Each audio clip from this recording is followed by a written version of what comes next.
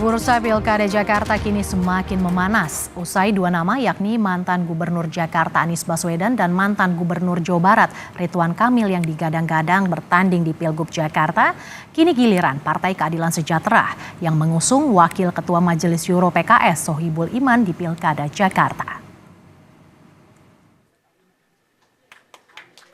Bursa Pilkada Jakarta kini semakin memanas. Usai dua nama, yakni mantan Gubernur DKI Jakarta Anies Baswedan dan mantan Gubernur Jawa Barat Ridwan Kamil yang digadang-gadang bertanding di Pilgub Jakarta, kini giliran Partai Keadilan Sejahtera yang mengusung kadernya.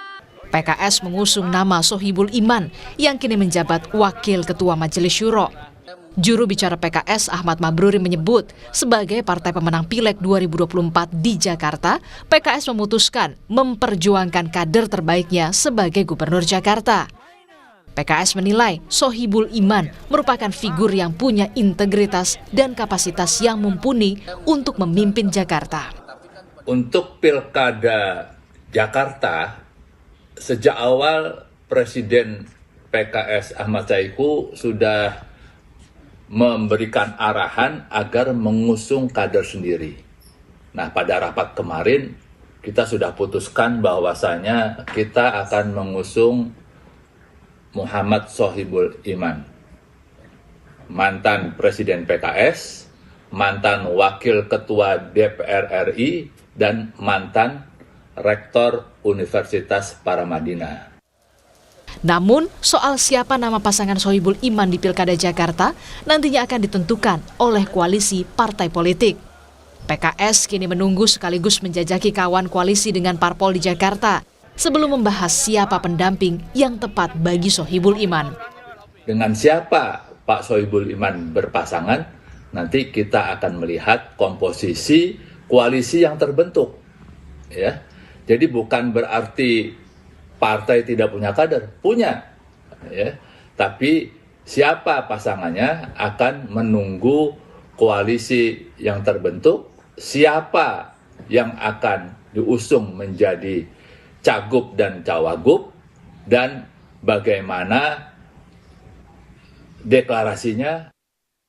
Sementara Partai Kebangkitan Bangsa menghormati sikap PKS yang mengusung kadernya Sohibul Iman di Pilkada Jakarta 2024. Meski demikian, Ketua DPP PKB Daniel Johan yakin dinamika politik masih terus terjadi hingga pendaftaran pemilihan kepala daerah pada Agustus mendatang.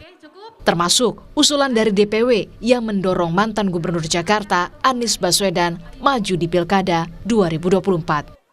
Sahabat PKS mengusulkan kadernya sendiri. Tetapi bagi kami ini kan masih koma, belum titik. Kita masih punya waktu yang cukup panjang sampai akhir Agustus pada saat pendaftaran KPU. Sehingga sangat wajar terjadinya dinamika-dinamika yang muncul dari proses sampai pendaftaran di KPU. Termasuk usulan dari DPW PKB terhadap Pak Anies. Kami sangat terbuka dengan seluruh usulan-usulan wakil dari sahabat partai yang ada. Sementara peluang mengusung Anies Baswedan di Pilkada Jakarta masih dibahas oleh Partai Nasdem. Ketua Umum Partai Nasdem Surya Paloh menyebut keunggulan elektabilitas Anies yang masih mendominasi dalam berbagai survei. Anies masih di peringkat 1 di berbagai survei dibanding nama-nama lain yang disebut-sebut bakal maju sebagai bakal calon gubernur Jakarta. Hal ini sekaligus menjawab peluang Bendahara Nasdem Ahmad Saroni maju di Pilkada Jakarta.